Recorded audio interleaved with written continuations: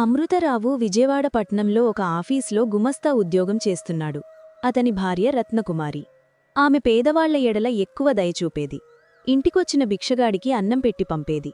ఆకలి తల్లి అని అడిగితే కడుపారా అన్నం పెట్టేది. అమృతరావు భార్య జాలిగుణానికి ఒక పక్క సంతోషించినా, వచ్చిన ప్రతి భిక్షగాడికి తిండి పెడుతుంటే తన జీతం డబ్బులు అడుక్కునేవాళ్ల తిండికే సరిపోతుంది అని భయపడసాగాడు. ఒకరోజు రాత్రి అమృతరావు భార్యతో, చూడు కుమారీ, నీవు పల్లెటూరులో పుట్టి పెరిగావు.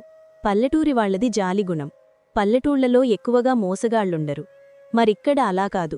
నీ జాలిగుణాన్ని ఇక్కడ చూపించావంటే అనుకోనంత నష్టం కలుగుతుంది. దొంగలు, మోసగాళ్లు అడుక్కునేవాళ్లలా నిత్యం వస్తూ ఉంటారు. అవకాశం చూసుకుని ఇంట్లోకి వచ్చి ఉన్నది దోచుకుపోతారు. నా మాట విని నీ జాలిగుణాన్ని క్రమేణా తగ్గించుకో. నేను ఇంట్లో ఉన్నప్పుడు మాత్రమే భిక్షగాళ్లను ఇంట్లోకి పిలిచి ఆదరించు అన్నాడు. ఆ మాటలకి రత్నకుమారి నవ్వి, మీ మాటలు నాకేం నచ్చలేదండీ. పుణ్యం కొద్దీ పురుషుడు, దానం కొద్దీ బిడ్డలు అన్నారు పెద్దలు. క్రితం జన్మలో నేను చేసిన పుణ్యఫలం వల్లనే దేవుళ్లాంటి మిమ్మల్ని నాకు భర్తగా సమకూర్చాడు. ఈ జన్మలో దానధర్మాలు చేస్తే రత్నాల్లాంటి బిడ్డలు పుట్టారు. అడుక్కునేవాళ్లంతా దొంగలెలా అవుతారండీ అంది. ఇక తన భార్యను మార్చడం తన చేత కాదనుకున్నాడు అమృతరావు. సరే, ఏదో ఒక రోజున నేను లేని సమయంలో ఏ దొంగవెదవో ఇంట్లోకి వచ్చి ఉన్నది కాస్తా దోచుకోవడం ఖాయం. అప్పుడుగాని నీకు బుద్ధిరాదు అన్నాడు అమృతరావు కోపంగా. భర్త కోపాన్ని చూసి చిన్నగా నవ్వుకుంది రత్నకుమారి. ఒకరోజున నడివయసులో ఉన్న వ్యక్తి మధ్యాహ్న సమయంలో రత్నకుమారి ఇంటి ముందుకు వచ్చి కింద పడిపోయాడు. అది చూసిన ఆమె ఆ వ్యక్తి చుట్టూ ఉన్నవారి సాయంతో ఇంటి అరుగుమీదకి తీసుకుని వెళ్లి పడుకోబెట్టి మజ్జిగ తీసుకుని వచ్చి ఇచ్చింది. మజ్జిగ త్రాగి తెప్పరిల్లాడా ఆ వ్యక్తి. పైకి లేచి కూర్చున్నాడు. అమ్మా, సమయానికి నన్ను రక్షించావు. వడగాల్పు దెబ్బకి అలా పడిపోయాను అన్నాడతడు. బాబాయ్, ఏ ఊరు మీది?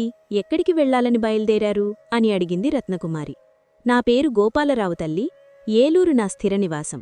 ఈ పూరికి దగ్గర్లో వీరవల్లి అనే గ్రామంలో మా పెద్దమ్మాయి జయసుధ ఉంది. ఆమెని మా ఇంటికి తీసుకుని వెళ్లామని బయలుదేరి ఈ ఊరు బస్టాండ్లో దిగాను.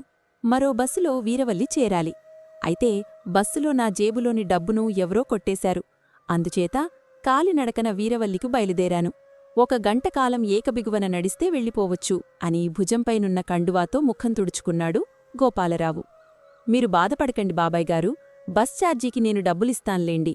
కాస్త అన్నం తిని కొంచెంసేపు విశ్రాంతి తీసుకొని బయలుదేరండి అంది రత్నకుమారి. నీ ఆదరణకు చాలా ఆనందంగా ఉందమ్మా. నిన్ను చూస్తుంటే మా జయసుధ గుర్తుకొస్తోంది అన్నాడు గోపాలరావు. రత్నకుమారి వడ్డించిన అన్నం తిని తనకు కేటాయించిన గదిలోకెళ్ళి మంచంమీద పడుకున్నాడు. వాచీవంక చూసుకున్నాడు గోపాలరావు. 2 గంటలయింది. కిటికీ దగ్గరకొచ్చి వీధిలోకి చూశాడు. వీధి నిర్మానుష్యంగా ఉంది. తన పథకానికి తగిన సమయం ఇదే అనుకున్నాడు. మెల్లగా మంచంమీది నుండి క్రింది దిగాడు. వెళ్లి తలుపు గడియవేశాడు. ప్రక్క గదిలోనున్న రత్నకుమారి గడియవేయడం చూసి, బాబాయ్గారు, తలుపు వేశారేం? దొంగలొస్తారని భయమా అంది. ఆ మాటకి సమాధానమివ్వకుండా రత్నకుమారి దగ్గరికొచ్చి కత్తి చూపించి, మర్యాదగా నీ ఒంటిమీదున్న నగలు, బీరువాలో దాచిన డబ్బు ఇలా ఇవ్వు, లేకుంటే అనడిగాడు గోపాలరావు. రత్నకుమారి భయపడి గజగజ వణికిపోయింది. ఇవ్వకుంటే ఎలాంటి అఘాయిత్యానికి తలపడతాడోనని భయపడి తన ఒంటిమీదున్న నగలు, బీరువాలోనున్న డబ్బు గోపాలరావు చేతికిచ్చింది. గోపాలరావు ఆనందంతో వీధి గుమ్మంకేసి నడిచాడు. గుమ్మానికెదురుగా నిలబడి ఉన్న అమృతరావును చూసి అదిరిపోయాడు. పారిపోవటానికి ప్రయత్నించిన గోపాలరావును అమృతరావు గట్టిగా వాటేసుకుని, దొంగ దొంగ అని కేకలు వేశాడు. ఆ కేకలకి 10 మంది పోగై గోపాలరావును త్రాడుతో కట్టేశారు. ఇంతలో ఎవరో వెళ్లి పోలీసుల్ని తీసుకొచ్చారు. పోలీసులు గోపాలరావుకి బేడీలు వేసి తీసుకుపోయారు. ఏడుస్తున్న రత్నకుమారి దగ్గరికెళ్లి ఆమెను ఓదారుస్తూ, కుమారీ, ఇప్పటికైనా గ్రహించావా? పట్టణాలలో మోసగాళ్లు ఎక్కువగా ఉంటారని. ఆఫీసు ఫైలొకటి ఇందాక ఇంట్లో మర్చిపోయాను. ఆ ఫైలు తీసుకెళ్లామని వచ్చాను. సమయానికి నేను రాకుంటే ఉన్నదంతా దోచుకుపోయేవాడు ఆ బద్మాష్ అన్నాడు అమృతరావు. తను చేసిన తప్పు తెలుసుకొని, ఇకనుంచి మీరు ఇంట్లో ఉన్నప్పుడే ఎవరైనా వస్తే భోజనం పెడతాను అంది రత్నకుమారి. మీకు ఇలాంటి కథలు కావాలంటే లైక్ చేయండి, షేర్ చేయండి, కామెంట్ చేయండి. నా ఛానల్ సబ్స్క్రైబ్ చేసుకోండి.